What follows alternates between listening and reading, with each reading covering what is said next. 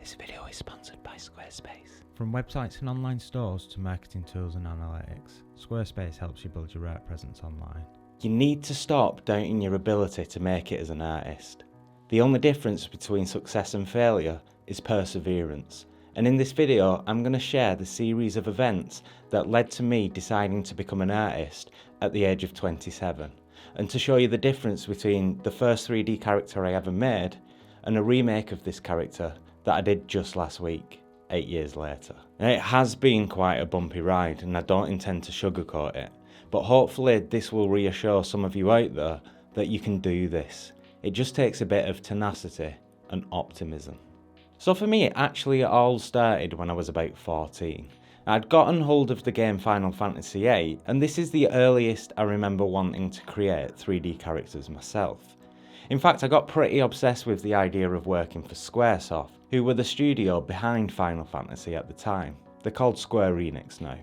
So I was actually quite young when I knew that I wanted to get into this industry. And so when I was given my options for my GCSEs, which are your end of school exams in the UK, I chose art and graphic design.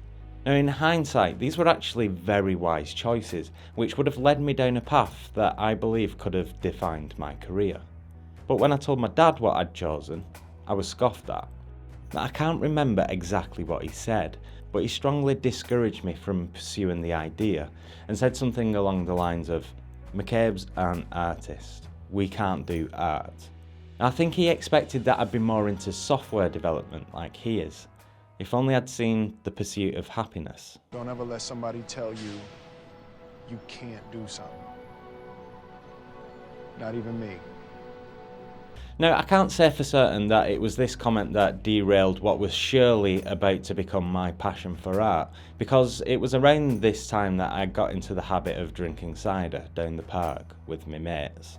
And to be honest, it was probably a mixture of both, but in any case, I went on to finish school at 16 without much of a clue what I wanted to do. I did go to college, and by college I mean the UK's version of college, being the school you go to in between high school and university, typically between the ages of 16 and 18. I studied music and communication studies, and probably one more that I can't even remember. Not that it matters, because it didn't last very long. A few months in, I was called into the head teacher's office, who showed me a spreadsheet on his computer showing me how many lessons I'd been absent from. Hey, I was 16 and the bar up the road served us alcohol, even though I'm pretty sure they knew we were underage. And one of my teachers told me that college is a choice and I'm not legally required to turn up to lessons. What did you expect would happen? Well, I'll tell you what happened. I got kicked out of college. So now what do I do? Well, I got myself a job in a factory where some of my friends worked. It wasn't the most glamorous job in the world, and the pay was minimum wage for a 16-year-old, which was £2.50 an hour. But I was with my friends and we had a laugh, and at the time that's all that really mattered to me. At 18, I got a second job in a bar, which was awesome, and I met a lot of interesting people and witnessed a lot of coke-fueled bar fights too.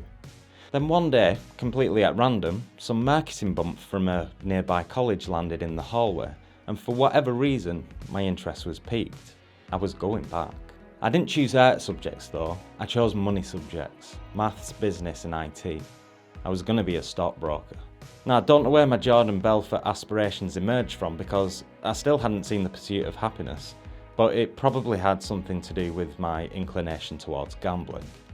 When it came to applying for university though, my dreams of being a stockbroker had long since subsided.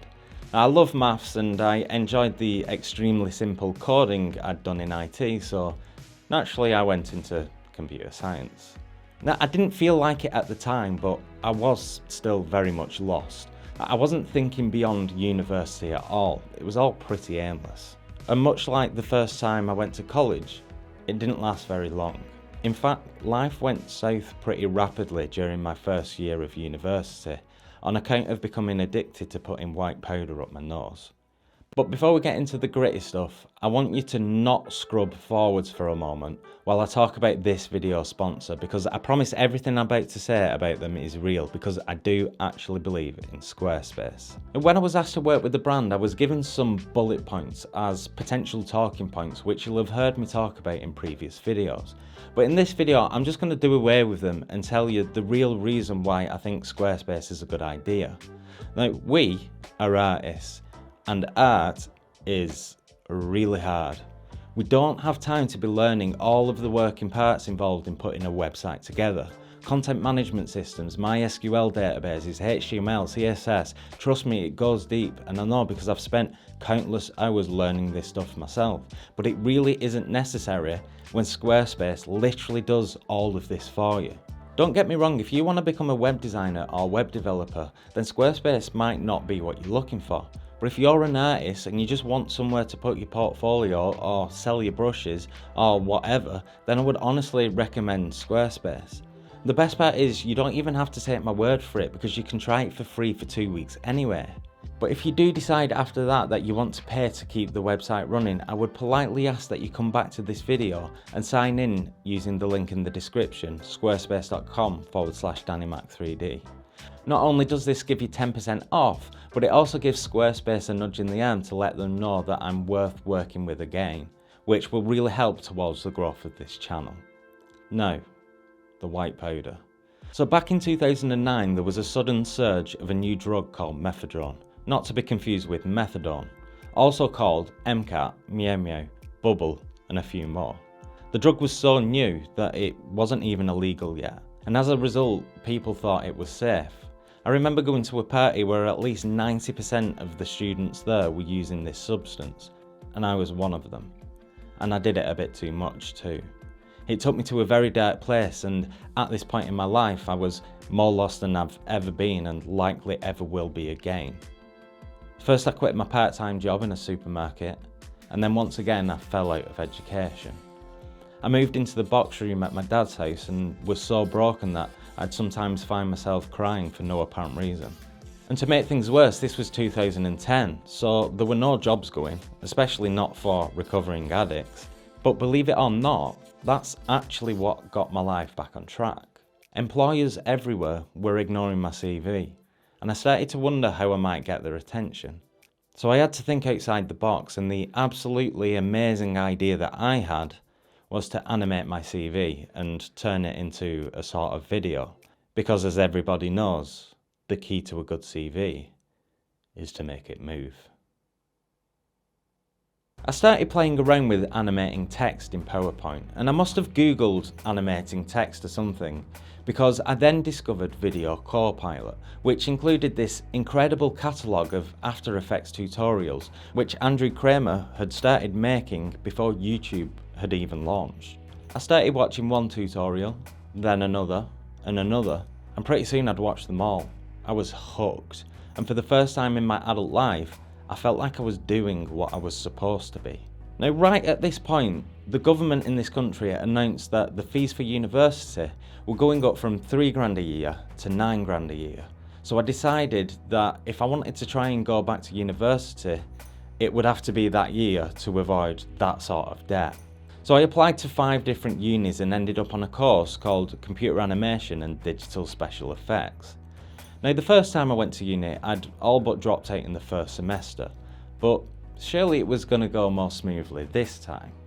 Well, as it goes, in the first semester, I ended up having my face stamped on, breaking both my upper and lower jaws, requiring surgery, which was nice. Oh, and I got a girl that I'd just met pregnant too. So there's that. We actually stayed for a couple for 8 years though, and now have 2 wonderful children together, but that's a different story. We were freshers with a baby on the way, but there was absolutely no way I was letting my life get off track now. I wasn't dropping out of uni. So the following year I got a part-time job alongside my studies to help raise this baby girl with her mother. Needless to say, this was probably the busiest I've ever been in my life, but it's fine because it's not like my sleep was severely interrupted every single night. Now, the year after that was my sandwich year, during which me and 3 other students from my course set up an animation studio.